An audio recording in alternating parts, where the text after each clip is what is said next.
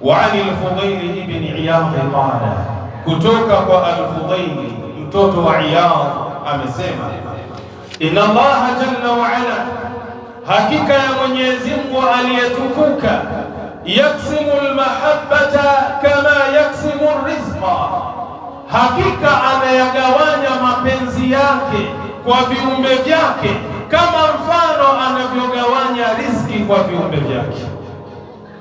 Allah jalla fi'ala anayagawanya mapenzi yake juu ya waja wake, juu ya viumbe vyake, kama mfano anavyokwenda kuigawanya ile riziki kwa viumbe vyake. Kuna wale Allah jalla fi'ala amewapa riziki ambayo ni ya juu, kuna wale ambao Allah amewapa riziki ya katikati, kuna wale ambao Allah amewapa riziki ambayo ni ya chini, na haya yote bihikmatihi, ni kwa hikma ya Allah jalla fi'ala.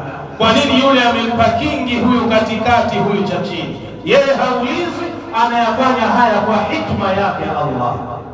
Lakini vile vile haya mapenzi yake Allah jalla fi'ala anayagawanya kwa waja wake na viumbe vyake kama mfano anavyoigawanya riziki kwa wale viumbe vyake.